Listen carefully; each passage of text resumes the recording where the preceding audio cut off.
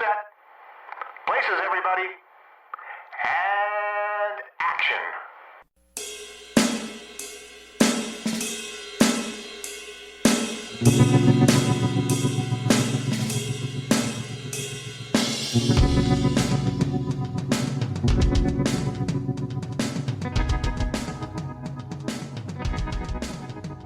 It's time once again for the Hooked on Movies podcast. Today we are celebrating the 40th anniversary of the 1985 release. It's a comedy. It's a board game. It's a board game. It's a plane. It's a plane. What do you call it? A thriller. I don't know. It's Clue. It's whatever you want to call it. So, with me are Ken. What do you mean? Murder. And Ted. I hated her so much. The flames on the side of my face. Yeah, he's like Julia Childs over there, like, ooh. And of course, I'm Eric, and communism was just a red herring. And if you've watched Clue, you know all those lines. And that's what we are talking about today. And of course, if you're listening, you can hear us on all the major platforms with podcasting, including our good friends at the Dorkening Network and Good Pods and Apple and Spotify and wherever you want to listen to us. Gentlemen, first time ever saw the movie. Ken, Cable, probably 1986. Yeah, but that would make sense. Teddles, you? I actually don't remember the first time I saw this movie. It's been so long. And He doesn't even remember the last time he saw this movie. That's true. I remember the last time I saw it is this was one of my ex-wife's favorite movies. So she also liked Clerks too, so that's not saying much. Wow. Yeah, Okay. yeah. Taste is something that and she Gone was with also the Wind. married to me, so obviously her taste improved. So yeah, we watched it a few times, no doubt. What I do remember is the VHS game. My parents had the VHS game, and I used to play that. I remember a lot of those games that they tried to put on a VHS. The Clue one was actually pretty good. Yeah, remember seeing it? Oh. Seeing it? We actually, it's funny you bring that up. We bought the first edition. It was just being released in like Nordstrom's as a trial. We just happened to be in Chicago, and we bought it. And Bought what? Bought the first version of the game. Of what game? Seen it?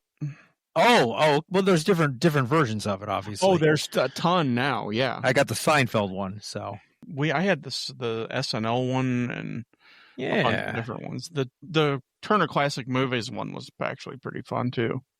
Well, first time I saw this movie, this is one of two movies in 1985 that I saw in the theater. Rocky IV being one, and this one being the second. But I'm going to be honest, I don't remember which ending I saw. Uh-oh. I know. So it's all for bad. I don't know. Let's talk about the people in this movie. Oh boy, here's the particulars. Particulars. Dun, dun, dun. Dun, dun, dun. Yep. So Clue is directed by Jonathan Lynn with a screenplay by Jonathan Lynn. The music and score is by John Morris. It's based off of the book Clue by Anthony Pratt and also off of the board game Clue or Cluedo if you're in Europe. It has a running time of 97 minutes. It was released December 13th, 1985. It had a budget of $15 million and a box office gross of $14.6 million. Wah, wah. However, it has achieved a cult status after its release on VHS. On Rotten Tomatoes, it has a critic score of a positive 73% and an audience score of 86%. So the crowd is out there for it. It has Just not in 1985. Yeah, just not in 1985, right? Exactly. It has an IMDb rating of 7.3. So Clue stars Eileen Brennan as Mrs. Peacock, Tim Curry as Wadsworth, the butler, Madeline Kahn as Mrs. White. Christopher Lloyd as Professor Plum. Michael McKean as Mr. Green. Martin Mull as Colonel Mustard. Leslie Ann Warren as Miss Scarlet. Colleen Camp as Yvette. Lee Ving as Mr. Body. Bill Henderson as the cop. Jane Weidland as the singing telegram girl. Jeffrey Kramer as the motorist. Kelly Nakahara as the cook. And an uncredited Howard Hessman as the chief of police. That's right. All right. Who had done it? Why didn't Howard Hessman get a credit for this? Yeah, I don't know. Maybe Ken has that in his tidbits. Do you have that? Not. Maybe but Ken doesn't have that in his tidbits. I don't know. Some people just don't take credits for whatever reason. It's so random. This is post WKRP. Yeah, pre-head of the class. Pre-head of that. I was just going to say pre-head of the class. It's But kind of he random. did have his random cameo in Spinal Tap in '84. Yes, he did. Yeah. Yeah, I don't get it. Maybe he But- saw the end product and didn't want his name associated with it. Yeah, right. He's like, Maybe. I don't know. no. He is Yeah, in it. He can't definitely. deny it. He's on film. Definitely in it. That's for He's sure. there. All right. I actually Let's, wish he would have been in it more. I know. I always like Howard Hessman and Yeah, everything me he too. does. Me too. All right. It's Ken's Tidbits time.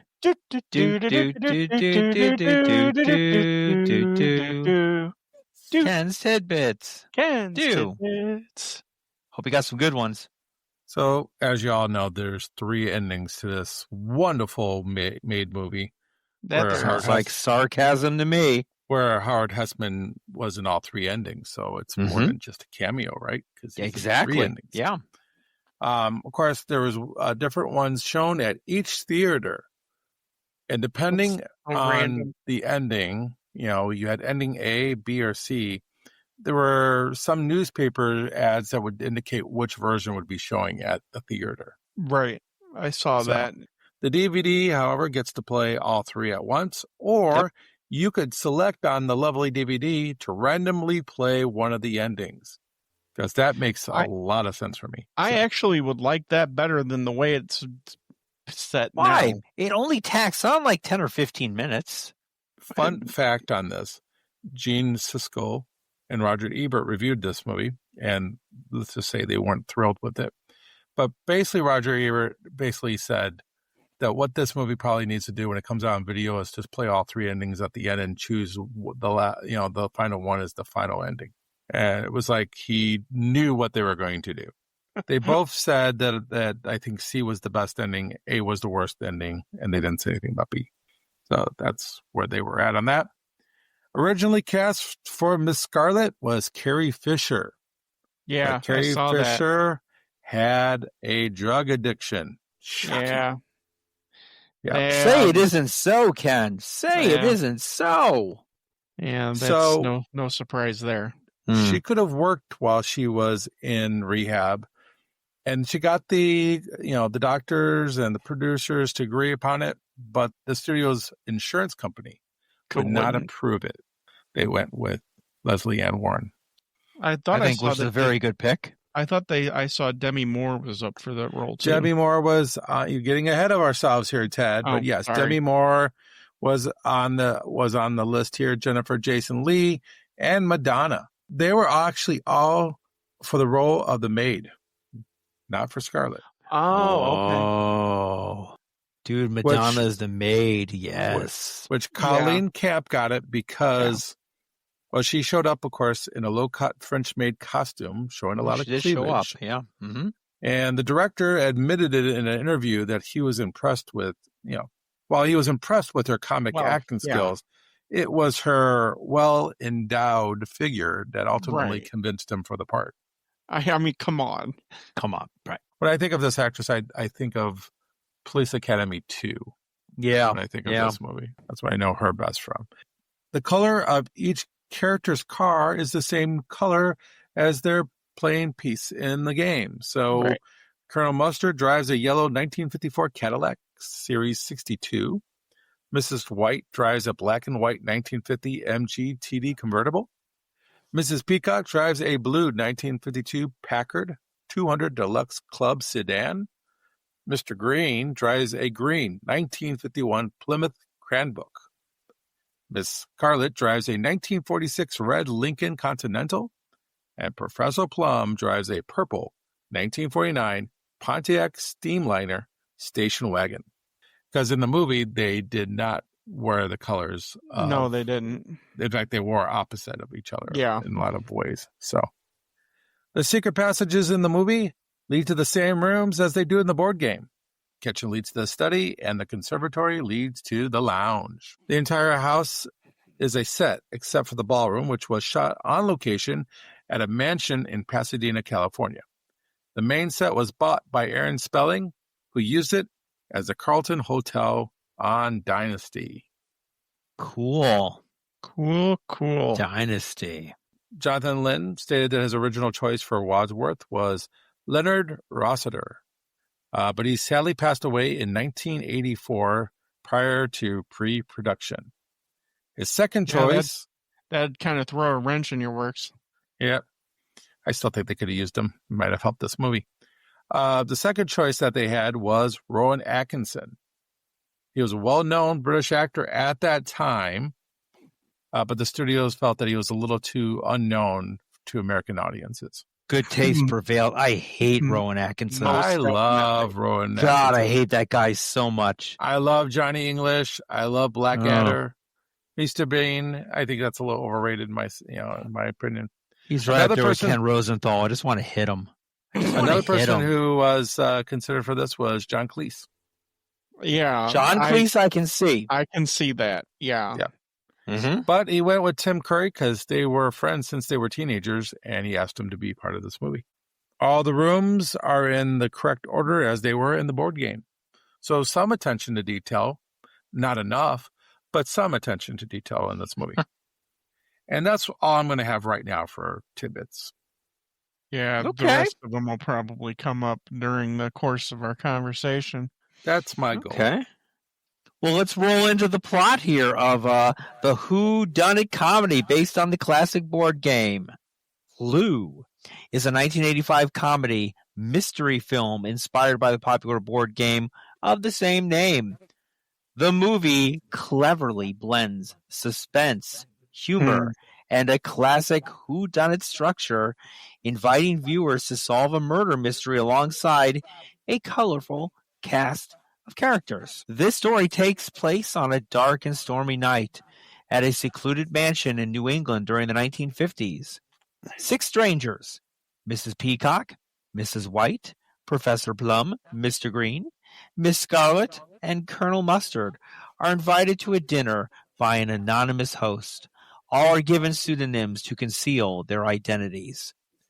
The guests are greeted by Wadsworth, the butler, who reveals that they are all being blackmailed for various reasons. Tensions mount when their host, Mr. Body, arrives and is suddenly killed. Soon, dun dun dun, I think that's the whole game itself. Yes, it is. Soon, other murders follow, including the cook, a police officer. The guests must work together to discover who among them is the murderer, all while trying to survive the night. The film is known for its rapid-fire dialogue, slapstick humor, and intricate plot twist. Okay. Yeah. As the story unfolds, secrets are revealed, alliances shift, suspicions fall on everyone. Uniquely, Clue features multiple endings, each offering a different solution to the mystery, mirroring the board game's possibilities. Depending on the version shown, the murderer could be Miss Scarlet, Miss Peacock, or multiple conspirators, culminating in a final ending and explains how it all happened. All right. Well, let's get the ball rolling here. Let's talk about the characters. I want to break down each character individually. Okay. Let's talk about some of their defining traits, who they are, our feelings about them, how they relate to the board game, how do they relate to the game, how do they relate to the movie, just your overall thoughts on them. So we are going to start with our first character, Mrs. Peacock. Miss Eileen Brennan. He starts off as being like a free spirit, I feel like. She's like, I'm here to enjoy myself, no matter what the situation is. But she never enjoys herself throughout the rest of the movie. Well, she's afraid of silence. We all know that. She's afraid of a lot of things. Poison. Yes. So Poison. Okay, she's the wife of a senator, right? Right. And remember, you have to take this into the 1950s era. So she's the wife of a U.S. senator during the House of Un-American Committee activities.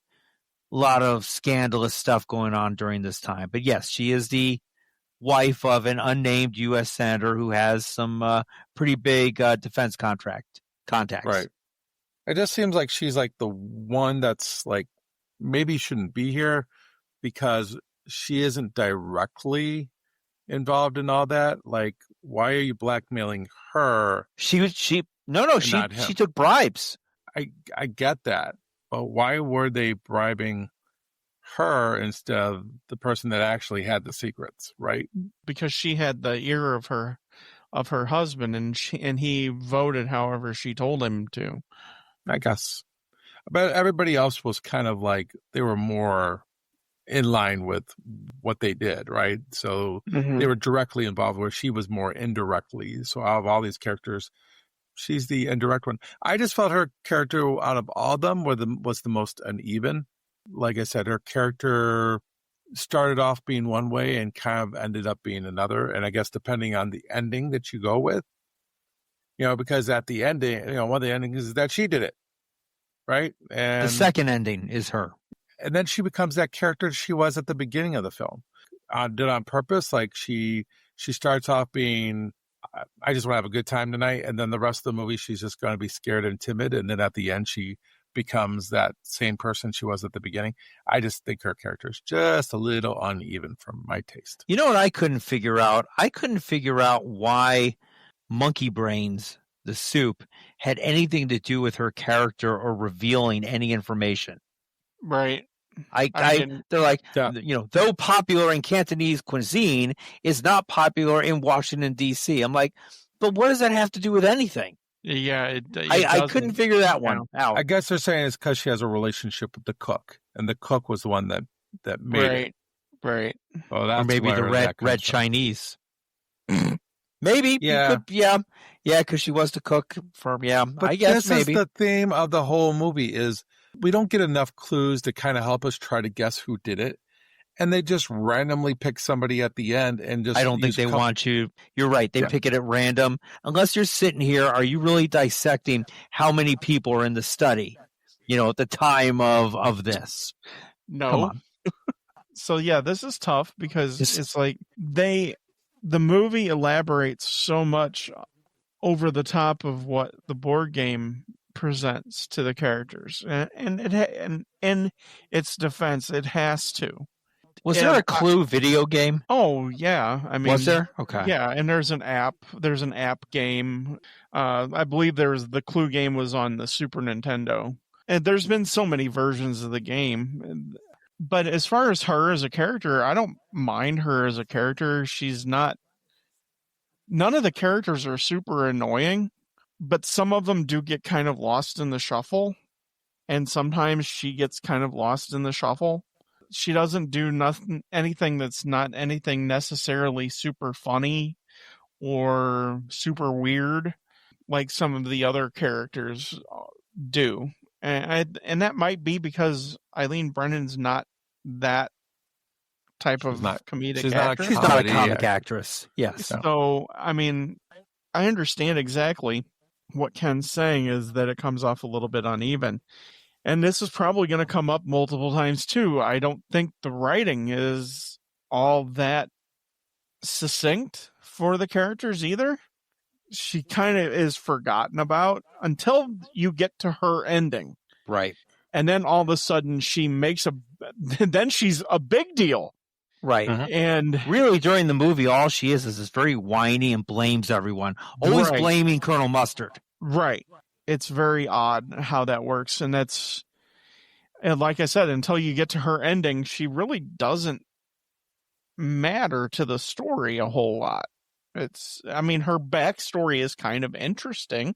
It never connects her to McCarthyism like it does some of the other characters. I mean, it's never alluded to that she was Joseph McCarthy's wife, which would have made her she was not Joseph McCarthy's wife. which would have made her much more interesting had she been Joseph McCarthy's wife. This is her first movie since she got out of rehab too, because she got addicted to painkillers. Right. So I'm wondering if some of this is performance based too, and I think one of the biggest problems here, except for one scene with Madeline Kahn, nobody's allowed to improvise on the set. So, and you have a crew of improvisational comedians, especially Michael McKean and Madeline Kahn and Christopher Lloyd and people like that. Do you think she made a good Mrs. Peacock? Sure. Okay. I don't know who else I would want to put in her place. I mean, she does as good as anybody would do, I think, in this particular place. She was believable as a senator's wife. Yeah. Okay. Of the time. Okay. Kind of a little bit older, a little bit stodgier, and, kind of dresses very kind of prim of the era, very, very elegant. I don't want to say elegant, very... I don't know, kind of very, very 40-ish, 1940s. Very much dress. so, yes. Like she hadn't evolved into the 50s yet. Now, speaking of evolution, let's talk about Mrs. Scarlet. Some of her Scarlet. outlets. Oh, yeah. Miss Scarlet. Now she is. No babies. She's a different Miss Scarlet there. Oh, sorry. The beautiful Leslie Ann Warren portrayed this character very sultry. Had flashbacks to Gone with the Wind. When I think of Leslie Ann Warren, first of all, if you look at a picture of her recently, she hasn't aged much, just like Susan Sarandon hasn't aged much. I would say she's like drop dead gorgeous, but she has an internal beauty that just doesn't go away. I do think, though, I would have loved to seen Carrie Fisher in this role much more. Oh, no. I do. No. I think it would be not so as funny. Miss Scarlet. No. Yes, as Miss Scarlet. You got to remember, this is 1985. This is Princess Leia in the bikini, Carrie Fisher. This is Return of the Jedi. No, sorry, man. She's not pulling off that dress. She's not pulling off a Washington madam, if you will. I don't buy it. No. But you know what? I don't buy it. Should be. Oh, no, I think I would buy her as a Washington madam, because usually the madams are not the most hottest person, that runs. Look at Heidi Fleiss. Yeah, look at Heidi Fleiss. Exactly. Look at Heidi Fleiss now. I mean, even look at her then. Don't do that. Don't do that. Bad idea. She lives in Oregon on like a commune. I think Carrie Fisher would have provided more of comedic timing, better comedy than Carrie Leslie Ann Fisher. Warren. No, I don't think so. I think so. I would like to agree with you, Ken. Had we been able to ad lib and went off the cuff, her and Madeline Kahn could have done magic together. Here's a good example of why I think she should have done it. The Blues Brothers. Well, yeah. The role of her seeking revenge against them, you could see that she has that timing, but she also has that female fatale type of, that she could pull that off. And so she would be somebody that you could think of, did she do it? I could definitely see her there, but I think that the script would have not changed a little bit. Maybe, would not have allowed her to live in the best version of herself that we've all come to know and love. She has a very acerbic wit to her that's kind of biting. Who, Leslie Ann Warren or Carrie Fisher? Carrie Fisher. Which I think was needed here. Yeah, it would have been interesting to see, but here again, would they have let her bring that out? I mean, there's nothing wrong with Leslie Ann Warren's performance here. She's actually one of the most interesting characters in the movie, if I'm going to be perfectly honest. You're talking about her or the dress? Well, I am mainly talking about her, but yes, the dress is pretty epic. And I guess she had trouble because she was in a very tight corset for most Yeah, of it. everybody else was able to kind of like have fun around the set, Relax. and play pool, Oh, and you all don't think that. Yvette was in a very tight corset? She was, but I think the movement on I don't think That as dress. much as what Leslie Ann Warren was in. They I kind of really agree. wanted that hourglass figure accentuated, which is kind of interesting if you think about it. But don't get me wrong. I think she does a fine job. I just would have loved to see Carrie Fisher in this role. I think it could have Yeah. added a little bit more to it because, again, Leslie Ann Warren is not a comedic actor either. right. You know, everything I've seen her in, she's done a good, steady job. It's just her character might be the most consistent of all the characters from start I to agree finish. with that. It's definitely the most interesting backstory of all the characters besides Professor Plum. Great segue, Ted. Let's talk about Professor Plum. I love Christopher Lloyd. I know, right? Who doesn't? Pretty much everything Christopher Lloyd does. And this is a banner year for him because he has 2 movies out almost at the same time, this and Back to the Future. Christopher Lloyd plays this amazing. And here again, I feel that they kind of put a governor on him to kind of tone him back. And I don't know why you just don't let somebody like that eat. You know what I mean? Do you understand what I mean by that? Just let him be. Well, And they wanted him to be kind of like he's a doctor. He's a psychologist. So he has to have that psychologist. It's not Ignatowski out there, you know. Right. He has to be the psychologist. And I think he did a very him good being job. tamed is him being tamed is the right thing to do on this. I character. agree. You don't want Okay. Ignatowski out there, you know, in this movie. You don't even Yeah. necessarily want Doc Brown either. Being No, part you of don't this want movie. Doc Brown, but I would like to, have him start off at that low level, but then as things keep building on top of each other, Christopher Lloyd plays a good, like, panicked person, and he's very funny that way. Having Professor Plum get more panicked and as things go on top, I think would have added more color to the character. But then you would have to retract that from other characters that are doing it, like Mr. Right. Green. Like Mr. Right. Green is that character. Well, So if you're yeah. going to do that, then you have to change Mr. Green's character totally because you Right. don't want 2 guys like that. 2 guys doing it. Yeah, that's true. Here again, I think it's the writing. It just is not the whole story behind Professor Plum that he had an affair with one of his clients and as being a psychiatrist and that is very interesting, but it never really goes anywhere. It just kind of sits there. And they do make little jokes every now and then about it. It's almost like out of obligation do they harken back to, oh yeah, we need to make a joke about Professor Plum and sleeping with his client again, more rather than something that comes off naturally.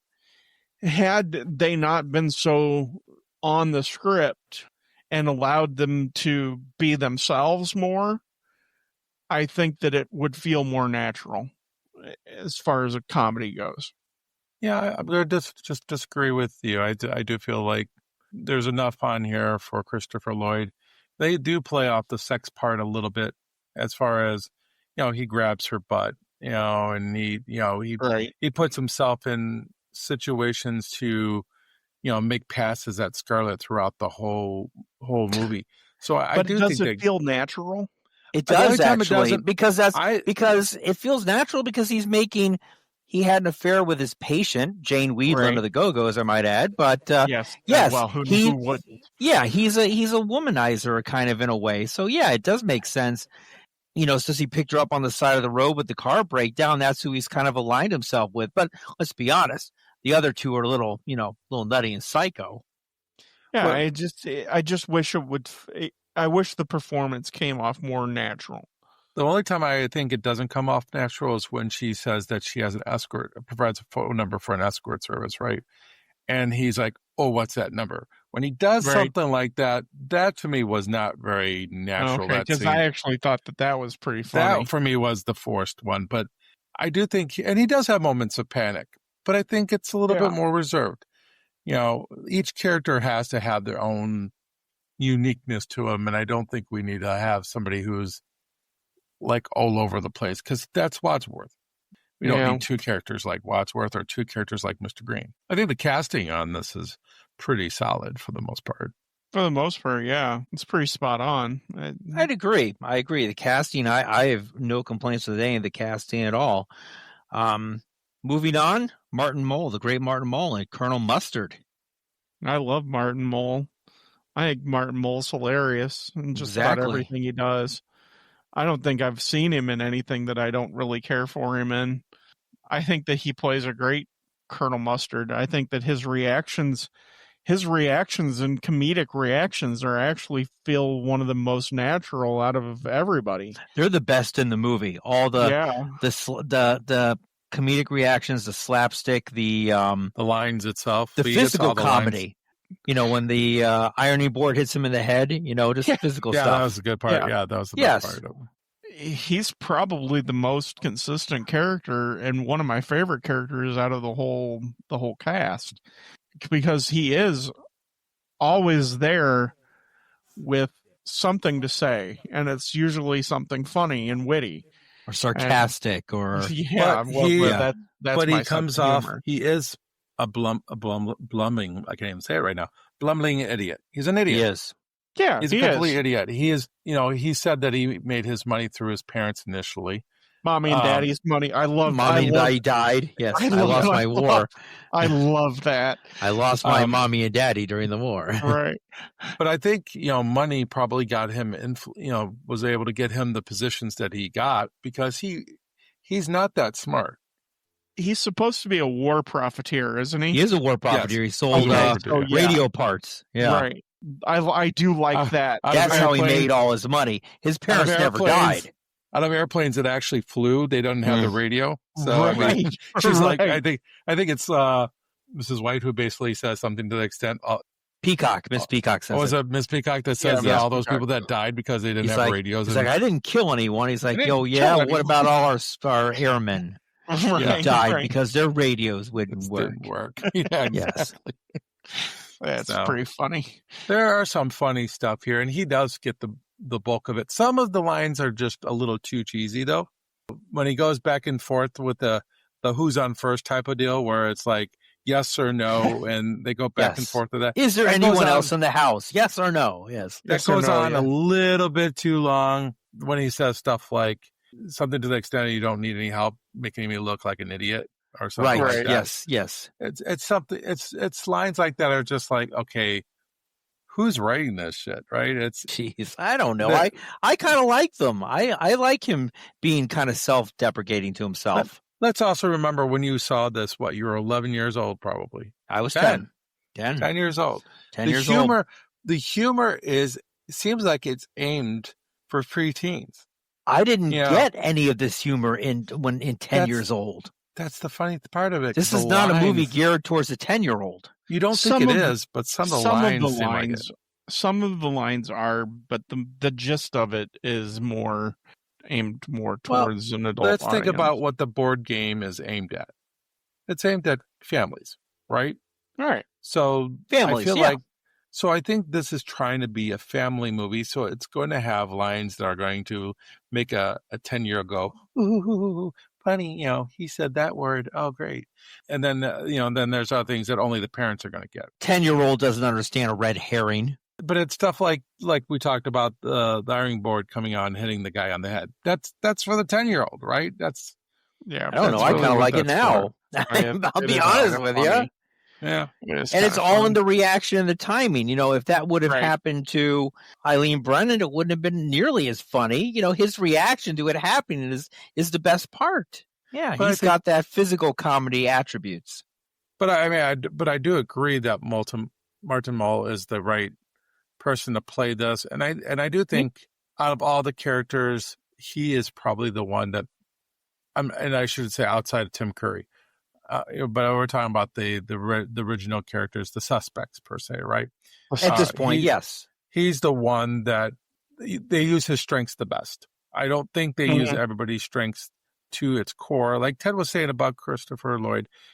But at the same time, I believe that character needed to be that way, just because you have other characters that are going to portray what you want them to be. But I do think Martin Mull is the one that actually they get the most out of him, whereas I don't think that's the case when it comes to Madeline Kahn. Yeah. Well, let's move into Madeline Kahn while we bring her name up. Miss White, the lovely Madeline Kahn, who plays this part perfectly. About husbands dying and being killed. Come on, it's perfect. When they give her time, yes. But I feel like out of all the characters that we're dealing with, they give her the least amount of screen time out of them all. It just feels that way. And maybe what that's she because gets is gold. It is gold. That's because she's gold. That's what I'm saying here is we could have leaned on her. This could have been her vehicle. And I think if you would have made it her vehicle when it came to the suspects, because Tim Curry is going to be his own vehicle in its own right. He's his own monster. With all these characters, the one that has the resume is Madeline Kahn. This should have really focused on her and everybody else being kind of like more bit players. Or maybe Martin Mull and her, like him on the guy's side and her on the female side. They should have been like the ones going back and forth, and everybody else should have been kind of like background characters, more or less. But that's how I look at it. And I think if you did that, you would have drawn out their strengths more, and I think this would have been more enjoyable. The flame stuff only shows up in one of the endings. Right in my face. Yeah. One of the endings. So 2/3 of your audience, when they went to see this at the theater, never knew it existed. Didn't get to see one of the best parts of the movie. And I don't think a lot of people went and saw all three endings, let's be honest. No. Well, obviously not, because it didn't even make $15 million back. A lot of people didn't go see the first one of the endings. So when she's on screen, it's all eyes on her, because she is the comedic actress of this movie. And I just was the flames line, was that improvised? Yes. That was improvised. Okay. It felt improvised. Yeah. While she gets everything she can out of every line that she delivers, it feels like that they put... It's the most Madeline Kahn part of the whole movie. Everything else is toned down, but when she goes, flames, on the side of my face. It sounds like something Madeline Kahn would have done in Young Frankenstein or Blazing Saddles or any of those, or High Anxiety, any of those Mel Brooks movies, History of the World Part 1. That's the Madeline Kahn we want, and that's when we get it. But we only get it for one ending, and the other ones are very low tone. Well, it's not a Mel Brooks movie because it's still comedy. Right, sure, it's still funny, and it just feels like that they put reins on her. Oh yeah, and didn't let her eat, and didn't let her. That is the word for today, everybody. Yeah, I guess. I won't say it again. Drink. It's funny. I told Eric yesterday that you would have a word. Yeah. It was eat. I mean, you know what I mean, the password is eat. Yeah, eat. You know what I mean? Is they didn't let her chew the scenery. Let her be herself. This is why you needed John Landis to be the director of this movie. You needed Mel Brooks to make this movie. This could have been Thriller. Mel Brooks would have been, of course, the great one to have it, but John Landis knows comedy, and this is a first time director. Yeah, and it's. I mean, you can tell it's like, especially when you have a cast like this. First time out, and you got this cast. Wow.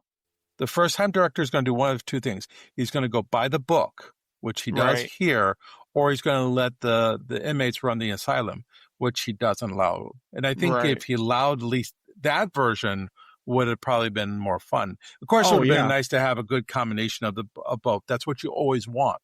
But in this particular case, he doesn't want to screw up. So I think he's going by the book.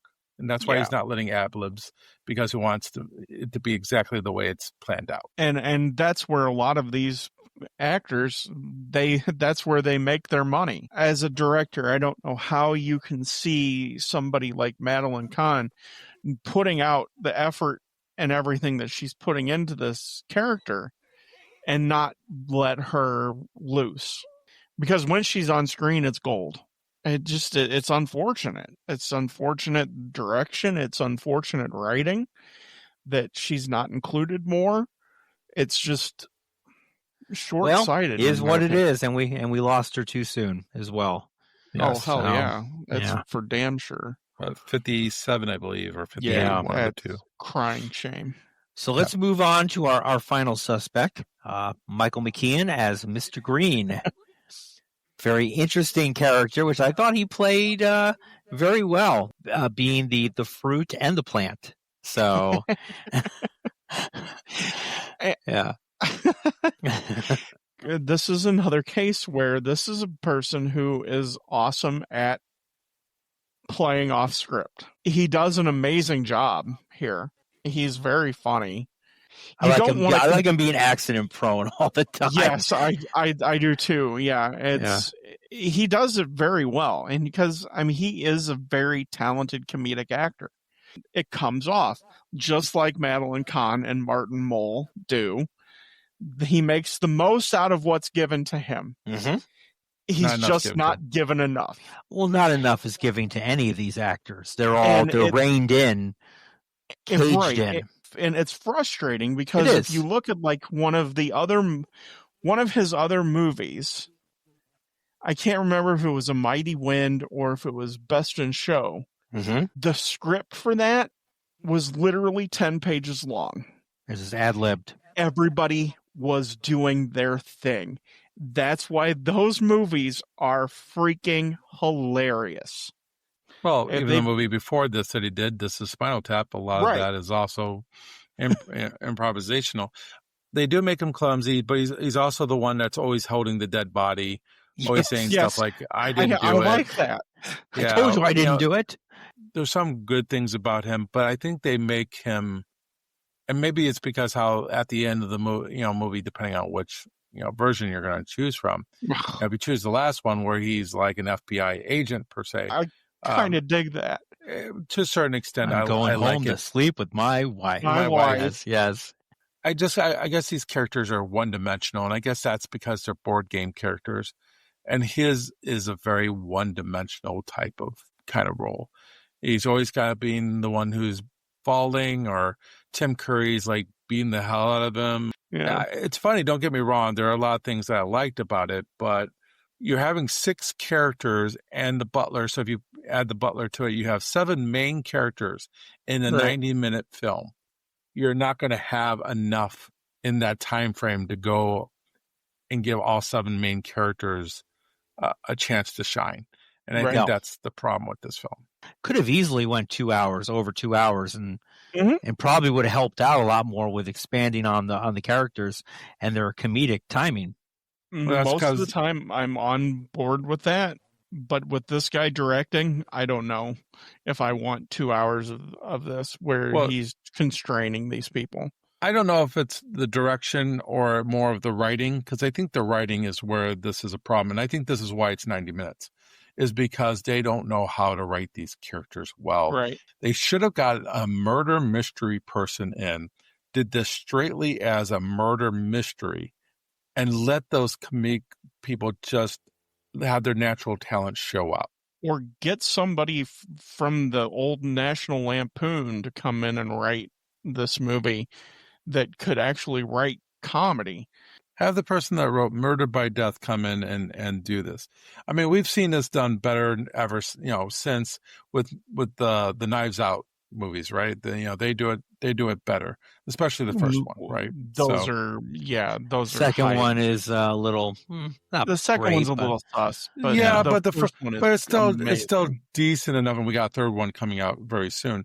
What I like about Knives Out is it's a murder mystery that has comedic elements to it. Right. There's things like that you said earlier, Ken. Is it a comedy or is it a murder mystery? It needs to trying choose to be its lane. both. And maybe you put too many comics here, where you should have had more serious people and then maybe one or two funny people in it to allow that comic timing, right? Maybe Madden Khan and Martin Mull stays in and everybody else is more of a serious tone or something like that. It misses and then it tries to hurry itself off a little bit. And I know you have more questions, so maybe we'll just wait for those questions to. Yeah, I'll quickly finish up the characters here. Obviously, Mr. Body, there's really not much to say about him leaving. He was a music star. Yeah, no, but I mean in this movie, the Mr. Yeah, Body no. character was kind of very one-dimensional. Anyone So really could have Very played it. weird. Yeah, Very weird. Young Lee or Leaving. leaving. Yeah, leaving. obviously, I'm leaving right. the movie. So I'm Right. leaving. Colleen So- Camp, Yvette. Do we even need to say any more? Over the Yeah. top French accent. It's fine. We'll just let it It's roll. funny. It's good. It all works. Do whatever she wants. That's fine. I'm not even really going to go into the bit actors. It's not even worth it. You know, the accomplices that help Mr. Body, we kind of know where they all come in, and we talked about Howard Hessman. But let's quickly talk really about, quick, of though. course. Yeah. really quick with leaving, I will tell you they didn't use his real voice in the movie. Yeah, He had I his voice. read that Yes, I Yeah. have read that as well. because It's- he's a musician. he's a musician. Yeah, He was the lead singer He's- for He was a band. punk band. It was a punk band. Yeah. he was in the punk band. No, the one that John Belushi got on Saturday Night Live, and they caused that little riot. Oh, that's right. that's yeah, right. I remember That's- that. Yeah, That's the Okay, same. yes. he was that. Yeah. That's right. I knew that I knew that from somewhere. Mm-hmm. Okay. Yes, and he's been in other movies too. I Yeah, think this he- might be his first time go around, but he didn't voice his own That's lines, weird. which That's I mean, that's weird. why you bring somebody in like this to have him dubbed anyway? That's I idiotic. never I don't know. understood Was he a big deal? I mean, was leaving a big Not deal really. in '85? Not that I know No. of. No. So, that. In I don't fact, his know. career was probably more on the downside by that particular time. So Maybe he was Definitely. brought in Punk as a was gone. favor by someone like the director or producer or something. Well, I thought I had read that they wanted him for his name. Leaving. leaving. Leaving. right. Yeah. I mean, it's Mr. kind of Body's- interesting that Mr. Jane Body's Weed, leaving. Mr. Body leaving. I thought it was interesting that Jane Weedland of the Go-Go's was in the movie. I don't know her backstory, as if a favor was pulled in or anything. Oh, I think she actually tried out for the film, from what I can remember. And let's not forget, she's in Bill and Ted's Excellent Adventure Mm-hmm. as A couple well. years later, sure. She is. Sure. The ringmaster himself, Tim Curry, playing Wadsworth the butler. Frankenfurter. Frankenfurter, yeah, I couldn't ask for a 10 better years character. later. He really straightened up his act in 10 years. He looks shorter. It's the heels. Yeah. I know, right? No makeup, the heels. You know, it's, A little bit more weight on him. yeah, So- yeah. Well, that's intentional because everybody kept coming up to him wanting him to be Frankenfurter. Yeah, we mentioned that in our last podcast. Yes. I guess he has to be the most interesting character, doesn't he? I think he plays mean- the butler perfectly. He's the glue in this He between puddles. the madhouse of characters. But I think he does a great job. He does a great job, but again, like the Rocky Horror Picture Show, steals a lot of thunder away from all the other characters. That he does. So- yes. So it becomes more about him, Him. the butler, than it becomes about the murder mystery and who did it. We all are more watching what Tim Curry's going to do next, especially towards the end when it's all about him. I mean, come on. We know the butler did it, right? So, I mean, come on. That's the cliche, yes. Right, The cliche. I mean, would it have been better if it was a real detective there Well, you I didn't don't- think you didn't buy him as an FBI agent? on one of those endings? No, not really. Tim Curry does an amazing job because Tim Curry's awesome. Here again, another class actor, comedic actor that's playing here that can actually, has chop. This is where you would almost hope that the person playing the butler, was a little bit more subdued and not Tim Curry, Right. because he just chews the entire scenery, because that's him as an actor and as a comedic actor. And it takes away from everybody else because he's larger than life here. And whereas if you have somebody different to even that out, that plays it more subdued and, more leading, elevates everybody else. But here again, he towers over all the rest of the characters. Well, we know why that's the case, because he's the director's friend. Let's be honest. This vehicle is for him. If you got one of those other actors like Rowan Atkinson or the other guy that I never really heard of before. I never heard of him either. Yeah. If you got one of those other actors play Wadsworth, I think then all these other characters have a bigger piece of the pie, basically. Right. So I would have liked it. It would have been interesting to see maybe Manon Khan play the kind of like the butler or the private investigator or something like that. That would have been kind of interesting to see. Yeah, I mean, Christopher Lloyd comes off as being, a guy who could play somebody who tells you who did it, right? Right. I think that's the problem here is also that I don't have a problem with Tim Curry's performance because it's great. It's awesome, yeah. But maybe save all that like energy that he does at the end for just the end. Why have him be like from start to finish going 120 miles per hour? He starts out in fifth gear. His character is going from the moment from Jump Street. He's on. And I think if you would have saved that energy for the final ending where he's giving you the reason why who did it, I think it means more because you've already seen him do all this stuff up to this time. And it's kind of just a straight line by that time because we've come accustomed to his energy throughout the whole film. But if you ramp up that energy at the end to solve the mystery, I think that would have gone a long way. And then give that energy to everybody else during the film, and then him the energy at the end of the film, because he has to prove to everybody who did it. Couldn't agree more. See, I don't know. I kind of like him going 100 miles an hour the whole movie. I wouldn't have liked it if he was very subdued and proper and English throughout the whole movie, and then towards the end after he goes, okay, I know who did it and I'll explain to you how, and then he just goes all silly.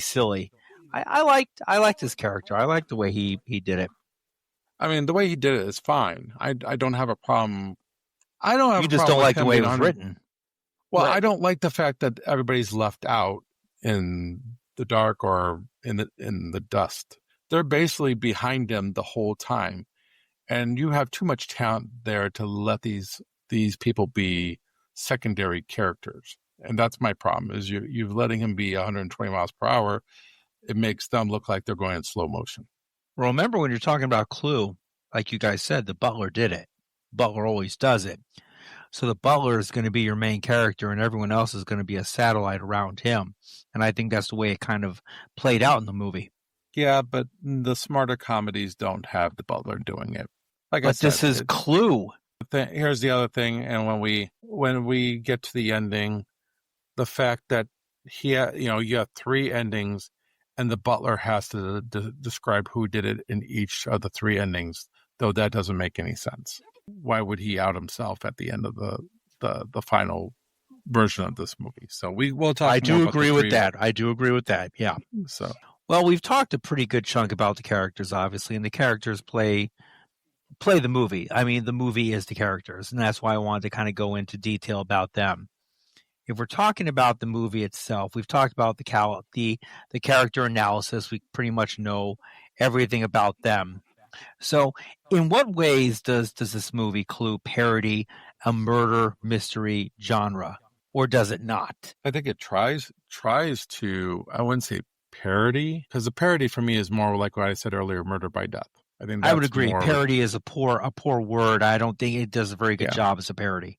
Mm-mm. Yeah, it's not really a true parody. Like I said, I don't think it knows what it exactly wants to be. Right. Is it a comedy thriller? No. It just doesn't know what it wants to be, and at the end of the day, I don't think it figures itself out. I think maybe at the end of the day, it's just a comedy. It doesn't make any sense as anything else, but... What role does physical comedy play in the film storytelling? And to kind of build on that, do you think it's a better film if it doesn't have the physical comedy in it? We know we talked about Tim Curry kind of going 100 miles an hour from start to finish in this. What if you move the physical comedy away from this movie and maybe it's just sarcastic comedy and or no comedy? Do you think it's a better movie? I think you need to get rid of part of the physical comedy. I think some of the physical comedy is just fine, but I think it relies a lot on physical comedy, not just by Tim Curry, by everyone. The whole movie is built on physical comedy, in my opinion. Yeah, right. I mean, with you have Mr. Green slapping Mrs. Peacock. You having Pratt Falls, especially with Mr. Green. There's a lot of physical comedy, and I mean, we also talk about the way Mrs. Scarlet looks in The Maid. I mean, that's physical comedy. She's showing her bosoms. I mean, that's physical comedy. I mean, everybody's doing physical comedy basically in this film, and it's a little much. Yeah, you can't take it out, because if you take it out, there's not a whole lot left. It's not really a comedy at that point, because you haven't picked a lane. Where's murder mystery or a comedy? Where's Chevy Chase at this time? Spies Like Us. Yeah, Right? where is Chevy Chase? I can't believe you brought that up, because I was just thinking that Chevy Chase should have been Michael McKean's character. Should have been the butler. I agree with Ted. I think he's Michael McKean's character. Yeah, because he's always falling on SNL and everything. It's difficult. You can't take it out, because it relies on it so much and so heavily. And plus, you're bringing board game pieces to life. True. So they have to be physical in some way to make them interesting in some way. Did you say board game or board game? Like I'm boring. Board. Huh. You don't like Clue? It's the board game. Oh, stop it. Clue's one of the best games ever. It's okay. Clue's one of my favorite games. So. I mean, but if we're talking about the movie, I mean, are we talking about board games? Yeah, we're not talking about board games. Let's talk about the movie. No, it's, I mean, to bring them to life, it has to be physical. It has to have some physical comedy. You can't do it without it. And like we said, it just doesn't pick a lane. That's the biggest complaint about the whole movie. I'm not complaining about the physical comedy or anything like that. The manic episodes at the end when Tim Curry's running around like a chicken with his head cut off, trying to prove everything. I mean, that's perfectly fine. It's just that this movie never chooses what it wants to be. And that's what Ken said, and I believe that's what you said, Eric. It doesn't. And it thinks it can be everything to everyone. Right, and it can't. There's not enough meat on that bone. You can have the best actors and actresses in a movie, but if they have a poor script, there's only so much they can do with it. Right. I think this movie needed to be more of an Agatha Christie type of book. Now you're talking about like Haunting in Venice, Murder on the Orient Express. Yes, that's what I'm talking about. But you still have the comedic actors to bring that comedic tone from time to time. It doesn't have to be a straight. First of all, Clue doesn't have to be a comedy. The board game itself doesn't scream out comedy, right? No, it doesn't. So I don't think it needed to be a comedy. But if you wanted to have, like I said, those elements, like I said about Knives Out, but Knives Out comes later, right? So much later. So rely on these other movies that are coming out. Much better writer. I think at this time, you had Evil Under the Sun, maybe that was out. And we've already talked about Murder on the Orient Express. These are movies that you could have used, those type of characters, and like try to infuse them into this type of movie. I just don't think it needed to be a full comedy. How about a darker Clue? Here's the thing. Yes. Not like a violent kind of, okay, but I mean like a darker, like a real dark murder. Comedy. Like a real murder mystery, yeah. Okay, so case in point, have it be like an Alfred Hitchcock movie. I would take that even. Because that would make more sense to me. Because at this time, too, you got to remember at this time, like Hercule Poirot and all of those different sleuths had their own shows on like PBS and A&E and stuff like that, and BBC showed a lot of those movie mysteries or those hour mysteries. I mean, that's why everybody loved Murder, She Wrote, even though we know Angela Lansbury killed everybody in that show. because she's always there when somebody dies. Yeah, how about that? He had to be 70 years old to like that movie too, or that TV show. That show, yeah. Oh, there was- But you're there was right. a lot of- She But did it was kill everyone. it was very successful. A lot of It's- murders in that town, huh? Yeah, she kills them all. She kills them all. But- But think about it. Think about when people come to a movie that is a mystery movie, they want to guess who A mystery. They did want it. a mystery movie. They want to say want Yeah. to be the person that solves it before the ending to say Right. they knew who did it. This Which is why movie, I love Knives Out, because I never figured it out. but that's what this movie fails, is because it doesn't allow its audience to be part Buy in. of the game. This is a game. Right. You're supposed to be the one who guesses who did it, and you're not giving them the chance to do it. Yeah, And there's by no giving them buy-in from three the audience. frickin' endings doesn't help either, because then you're Yeah. like just saying it could have been anything. And I guess the board game is like that. I guess in the board game, it could be any combination of like something that could have done it. There's a whole I guess. there's like 1,000 different possibilities. But at the end More of the than that, day, actually. the board game, at the end of the day, there's only one person who did it in a Right. particular room with a Right. particular weapon. Right. That's where you should end it, not three different freaking endings. At some point, you have to have a buy-in from the audience, and it never lets the audience buy in, and that's ultimately where it fails, in my opinion. Like other movies, when they do this, it's like, hey, this person's dead. Where's Mrs. Peacock? Where did she go? She's not Right. here with us. Exactly. They don't say that till like the end when the butler's like, oh, she wasn't here. Based We on never camera pointed angles, that out. we don't get to see that type of stuff. And so Yeah. you don't get the suspects on why they possibly did it. Oh, they weren't here at this particular time, or they found them with the gun here at this particular time, or whatever the case may be. They don't do enough of that to give you a direction of, making you think about it.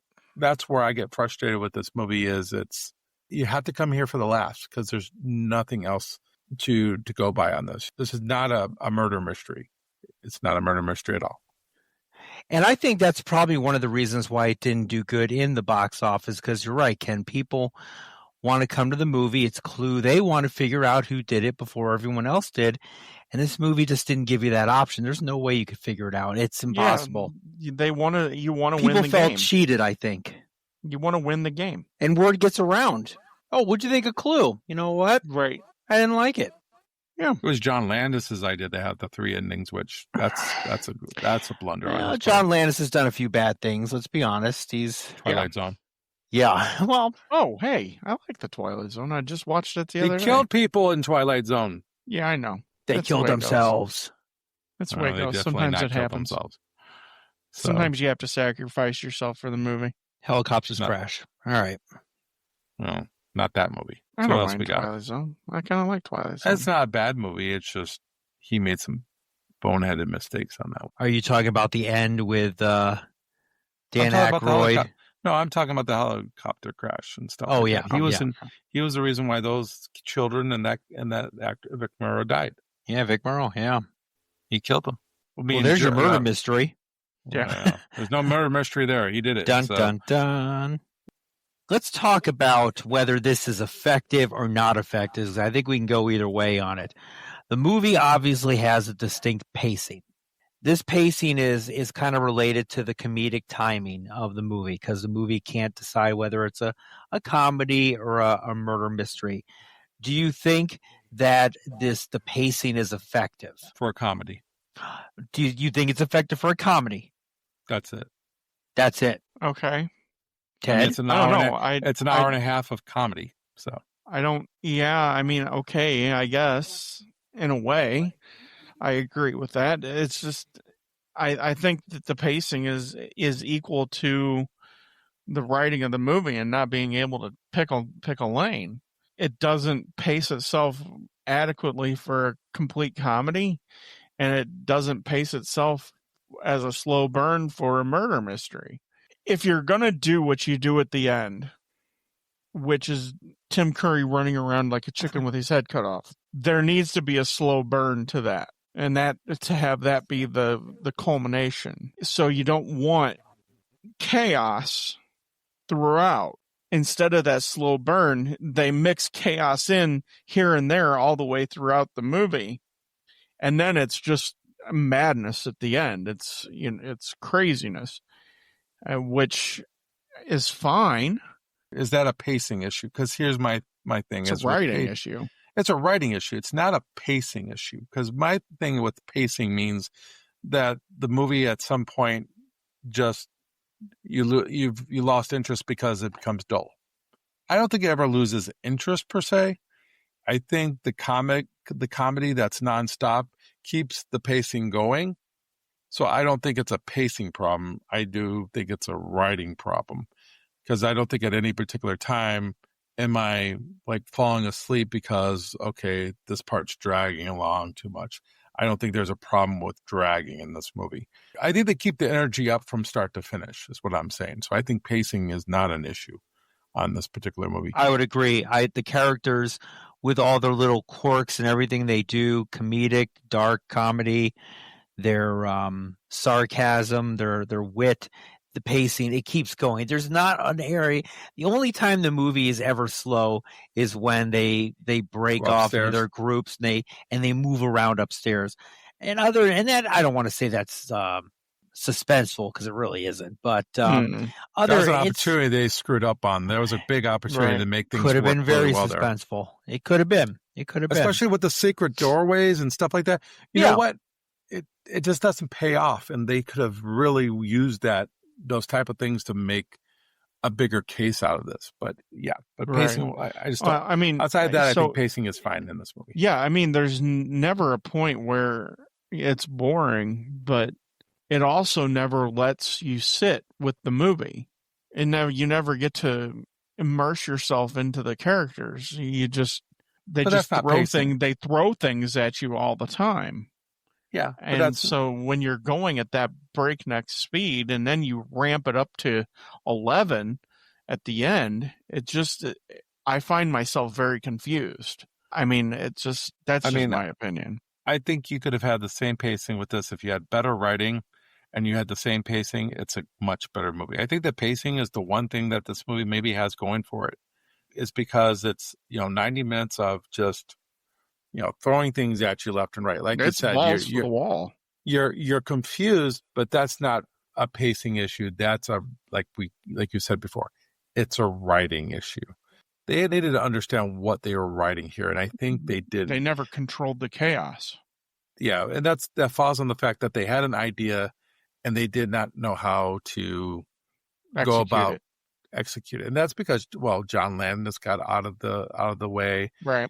And they didn't hire. Let's not hire our top, comedic actors of the time. Why don't we go and hire some serious writers for this movie, and maybe spend money on one or two of these characters, and the other ones could be nobodies. They could be, you could pay them scale for all I care. Invest in your writing, invest in your director. I don't know why studios allow this to happen. If you're going to put something out like this with the cast that you have, why aren't you having a director that matches that and writers that match that? It just doesn't make sense. I've actually heard that Ryan Reynolds has a script.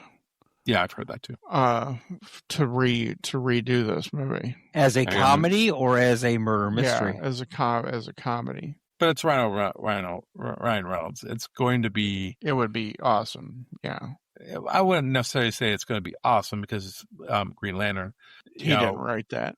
No, he didn't write that. But what movies has he written? He's not a writer per se. He's a contributor. But he contributes to Deadpool's. Yeah. I mean, I could see him being the butler and having, breaking, the fourth wall and all that stuff during, that's what he does. That would make this much more interesting.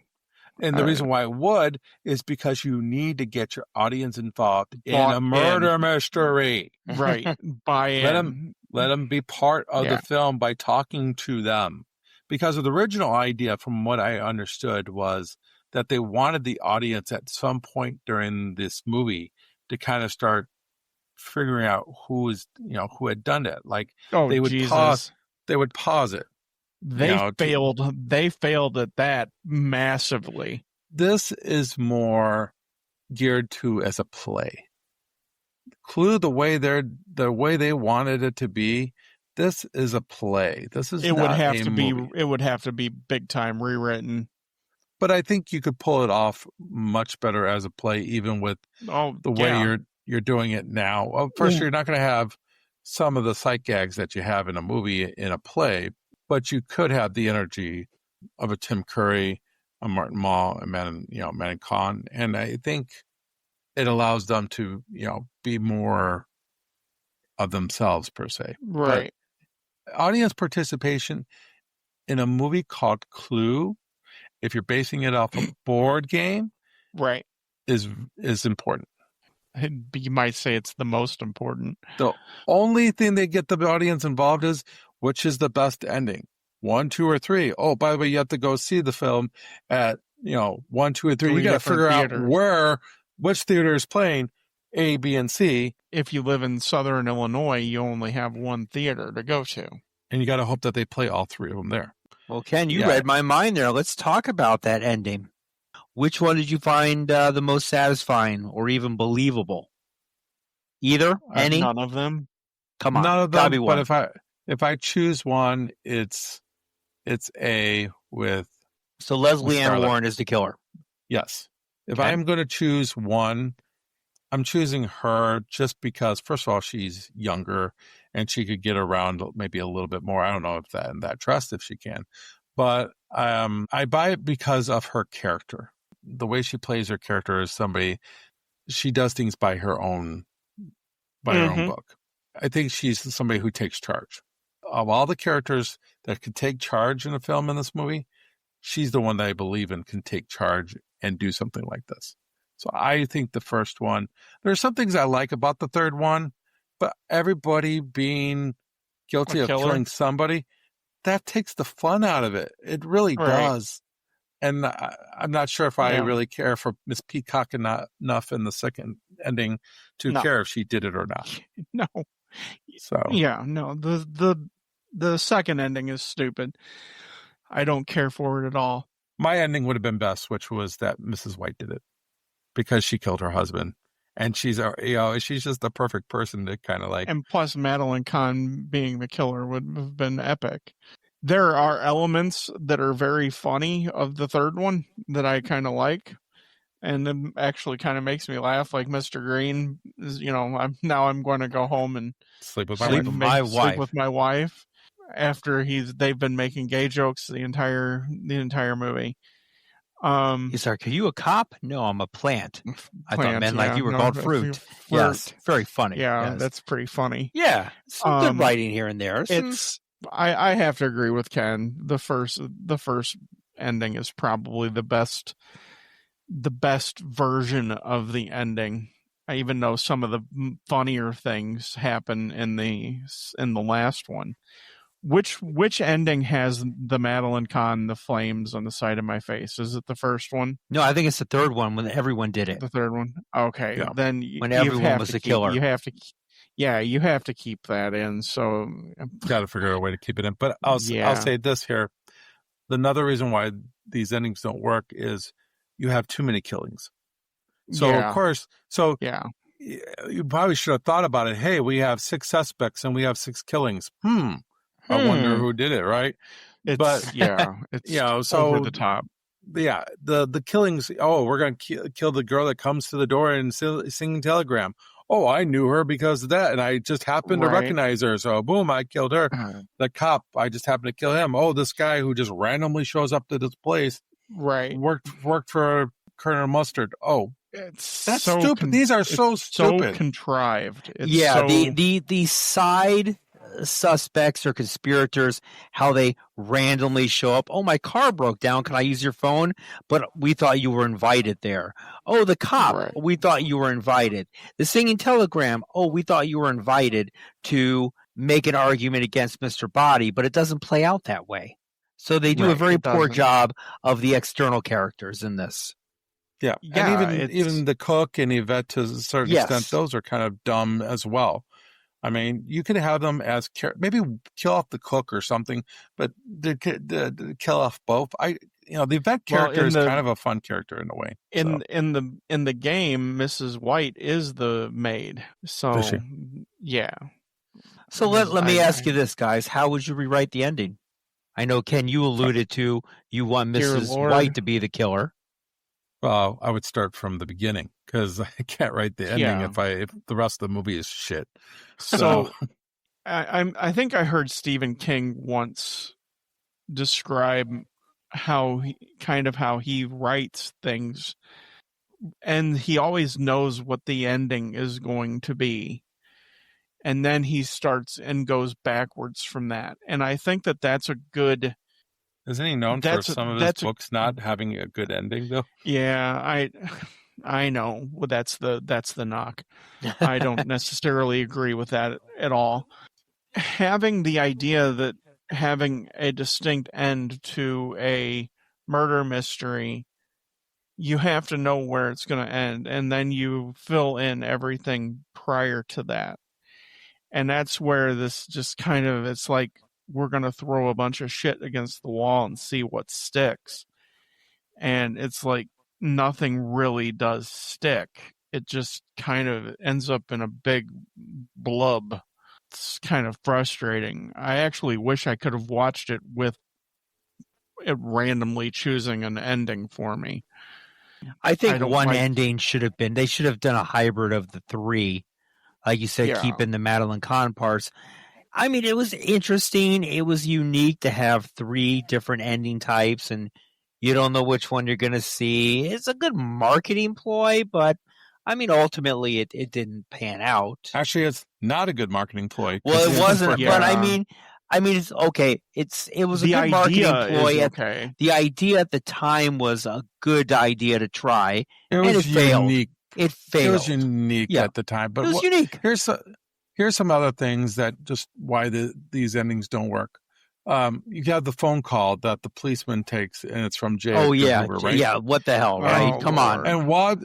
And Wadsworth takes the call, but then later on, Mr. Green is like, "Well, actually, it was for me." Right. you know, Yeah, I know. you know, Many things why didn't are- make sense. Why are we Yeah. including real life people into a fictional board game? Yes, I agree. I- that's a theme throughout this as well. I don't think that the whole political thing is very funny. Why did they all have to be connected to Washington DC? And there's nothing in the board game that alludes to any of that. Actually, Mr. Green in the board game is kind of like almost like a mob boss figure. Very odd choice of everything has to be it's not. I mean, this isn't the Manchurian Candidate. Let's be honest. Why does it have to be political?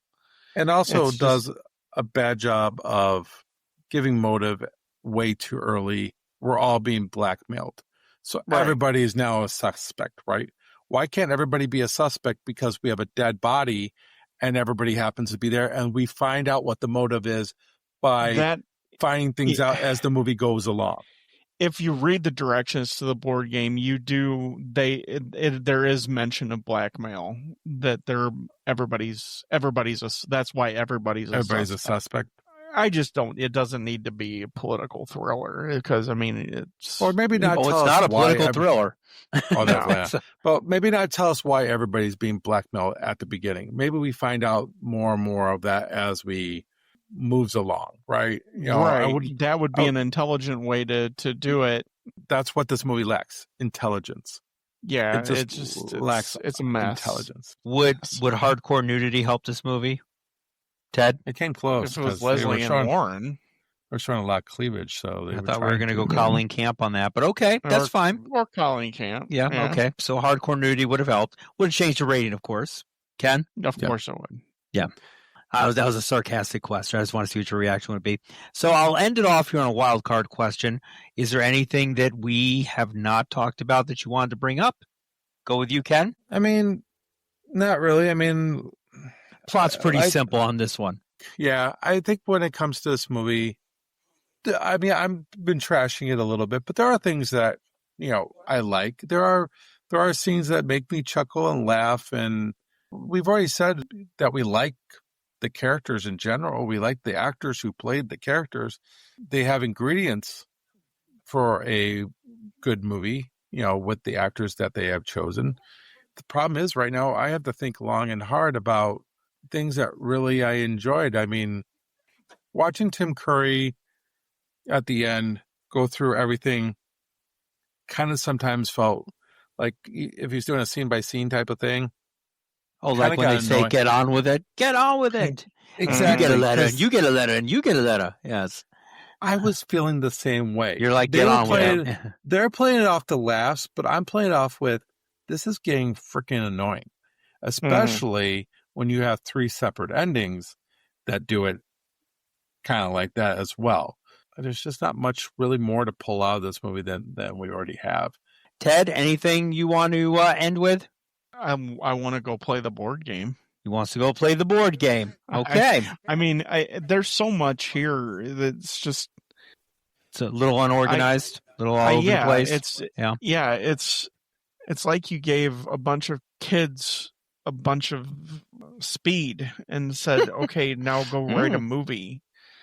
And here's some cocaine, kids. Go crazy. Right. So, and it is the 80s. It is the 80s, right? Yeah, that's why I always mention hardcore nudity.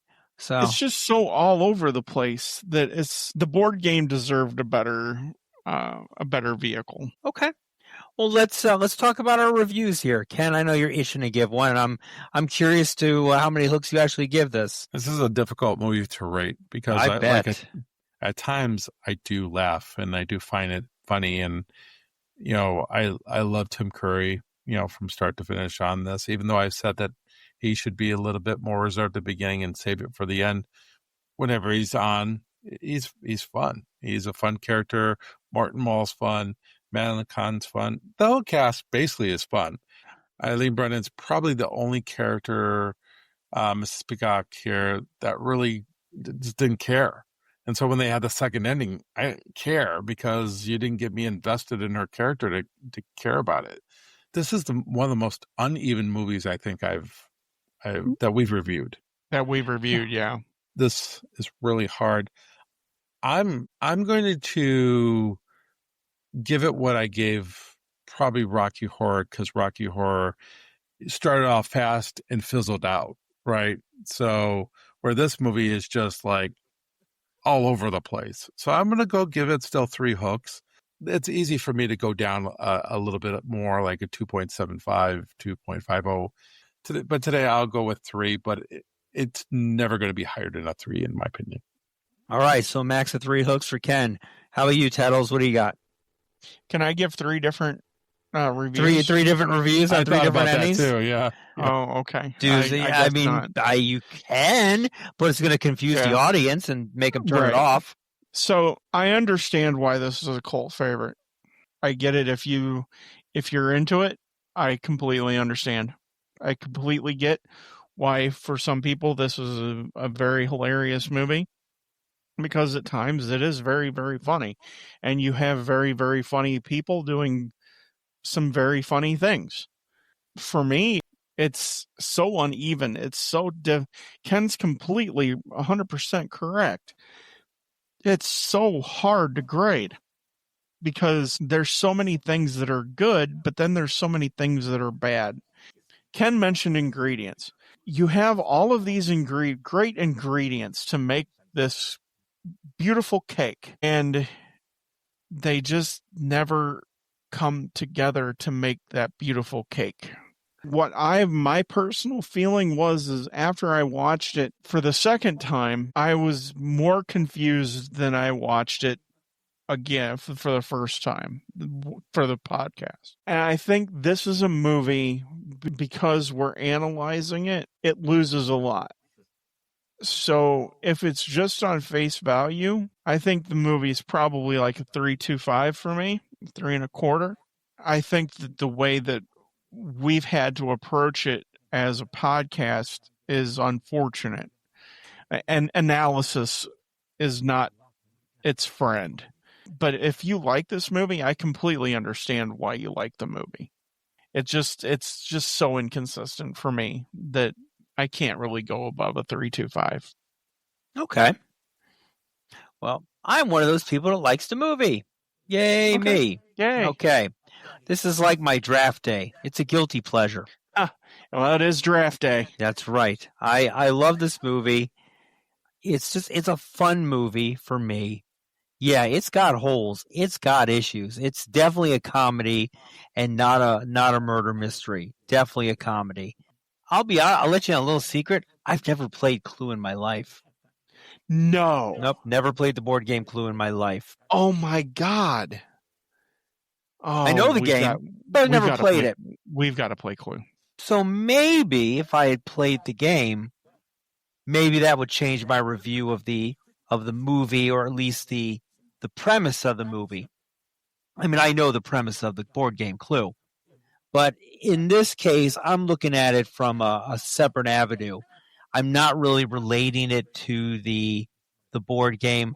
I'm looking at it as more as a comedy with a twist of murder mystery, like Lime and a Twist, I like the characters. I think they're fun. Yeah, the writing needs a lot of help. I get it. But I just don't take this movie seriously. I didn't take it seriously when I first saw it because I was 10.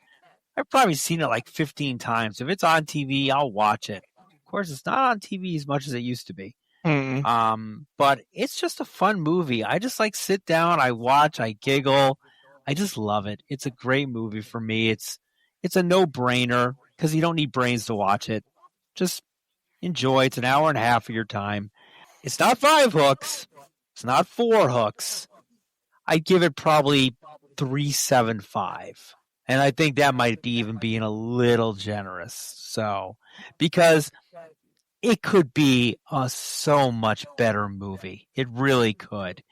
If you had better writing, if you just let the actors go wild, man, ad lib. I think it's a better comedy than it is a murder mystery. If you're going to do a murder mystery, you need a whole separate set of characters. You need a totally different amount of actors than a director. But hey, maybe Ryan Reynolds will do something different. Who knows, right? How bad can it be? At the end of the day, who the real murderer was, right? It was Ken in the conservatory with the lead pipe. Of course. Dun, and you know dun, who, dun. And you know who I killed, right? Yeah, me, John Landis. Right, yeah. I mean, just remember, next time you come over my house and you see 6 chairs besides your own, right. Dun dun dun. It's what's all going over. on. Right. Yep. I'm leaving. Those murder mystery parties, well, it doesn't really work unless you have a real murder. So, have you guys ever done escape room? No. Yes. Going off a sidebar. Yeah, I did escape room recently. Some people, man, the people I went with, they've probably gone to 20 of them. They love them. We did a Titanic escape room. Oh, that'd be kind of cool. I'd you be would down think for so. that. You would Yeah, think I'd so. be down for did they that. fill the room up with water? And Yeah. Yeah. So you made it, obviously. No. Did they put you on like a door at the end of it to see That's if what you they should have done. They should have started filling the room up with water. That would have been great. Yeah. Did you all fit onto the door? We all fit on the door, right? One of us had to die. Murder mysteries are kind of like escape rooms in a way. You either like them or you don't like them. And what are we doing next, Ken? I know we're all anticipating this one. We're going to keep the 1985 theme going with the classic Better Off Dead with John Cusack. Better Off Dead. Speaking of Better Off Dead, who hasn't seen this movie? Moi. Head has never seen Better Off Dead. It only took him 40 years. So you definitely want to listen to what his virgin eyes and ears see in this John Cusack classic. All right. As always, thank you for listening to the Hooked on Movies podcast. Bye-bye, everybody. See you at the movies. See you next time on Hooked on Movies.